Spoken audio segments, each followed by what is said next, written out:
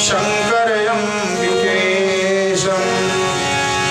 इस शिव महापुराण की प्रथम संहिता, जिसका नाम विश्वेश्वर संहिता है, अब उसका प्रारंभ करने के लिए श्री वेद व्यास जी महाराज जी सर्वप्रथम मंगल आरंभ करते हैं। कोई भी कथा होती है सर्वप्रथम भगवान का भजन ही करना चाहिए, जो इस सृष्टि के रचने वाले, प्रलय कार करने वाले तथा मंगल विधान करने वाले हैं, जिनके कार्य चिंता, भस्मलेप, गरल, आसन, सर्पधारण आदि जगत की क्षमता सर्वथा परे है, जो अजर अमर आत्मा राम हैं, जिनके 5 मुख हैं एवं जो 5 शब्दादि विषयों से विनोद करते हैं, जो भवानी के पति हैं, उन सर्वश्रेष्ठ भगवान शंकर का सबसे पहले व्यास जी महाराज जी उनके हृदय से ध्यान करते हैं। क्या कहते हैं?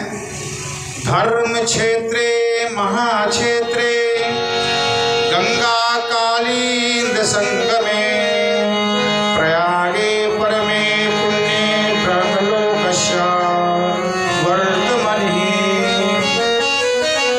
एक समय धर्म क्षेत्र एवं महाक्षेत्र प्रयाग में, जहाँ पर गंगा और यमुना का संगम होता है एवं जहाँ से ब्रह्मालोक को जाने का उत्तम मार्ग है।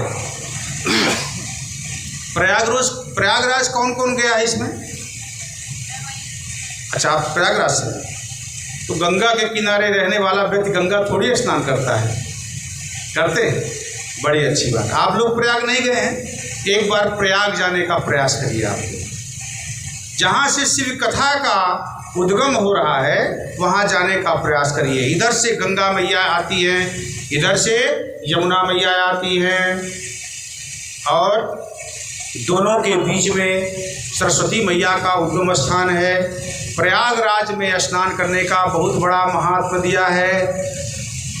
मुनः संतात्मनः सत्यवत परायण महोजसो महाभागा महाशत्रम वितेनिरे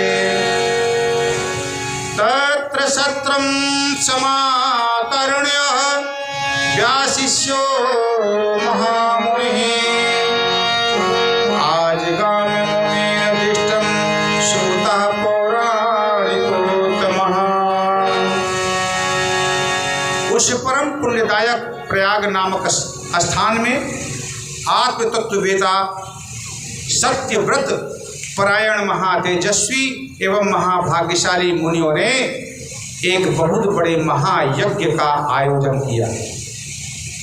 वहाँ पर किए जाने वाले यज्ञ का समाचार सुनकर के पुराण के जानने वाले सर्वश्रेष्ठ महामुनि व्यास जी महाराज के शिष्य लोमहर्षण जी, सूत जी मुनियों के दर्शन के लिए पधारे।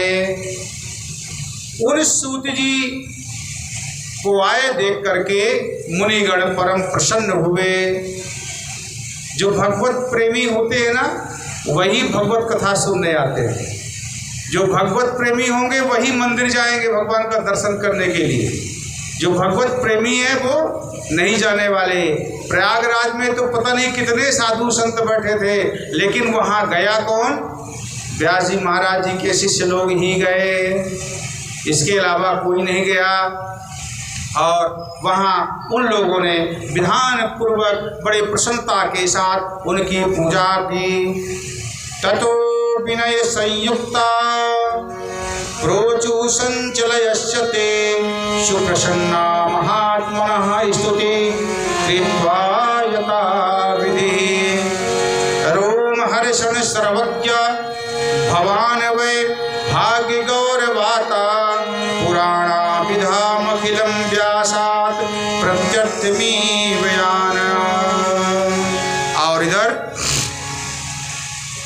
सभी लोग उठ करके खड़े होते हैं, यथा उचित अभ्यास कर की पूजा सत्कार करके हाथ जोड़ते हैं। और क्या कहते हैं कि कलयुग में सभी प्राणी पाप ताप से पीड़ित हो, सत्कर्म रहित पर निंदक, चोर, पर स्त्रीग्रामी, दूसरों की हत्या करने वाला, देहा अभिमानी, आत्मज्ञान रहित, नास्तिक, माता पिता के से द्वेष करने वाला और स्त्रियों के दास हो जाएंगे। ऐसा घोर कलयुग आ रहा है। इसे कलयुग में कहा गया है कि भूप न मित्र बनाइए, भूप न मित्र बनाइए, व्यभिचारी मदखोर, कृष्ण विमुख हो, मुहूर्त हो, परतीय पर धन चोर। हे राजन, ऐसे लोगों को कभी मित्र नहीं बनाना चाहिए जो व्यभिचारी हो, जिनका चरित्र अच्छा ना हो। ऐसे लोगों को कभी मित्र नहीं बनाना चाहिए, जिनका चारित्रिक पतन हो। ऐसे लोगों के साथ नहीं बैठना चाहिए।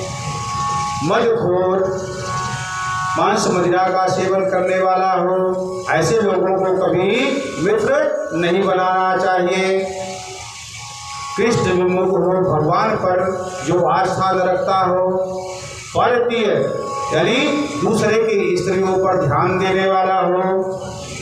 परतीय पर धन चोर, और दूसरे का धन चोरी करने वाला हो। ऐसे व्यक्तियों को कभी मित्र न बनाना चाहिए। कुछ प्राकृतिक नियम भी हैं, कुछ प्राकृतिक नियम भी हैं।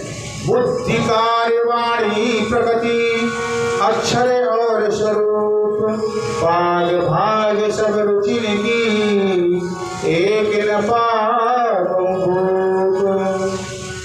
बुद्धि, कार्य करने की क्षमता, बोलने की शैली, सुंदरता और साक्षात पढ़ा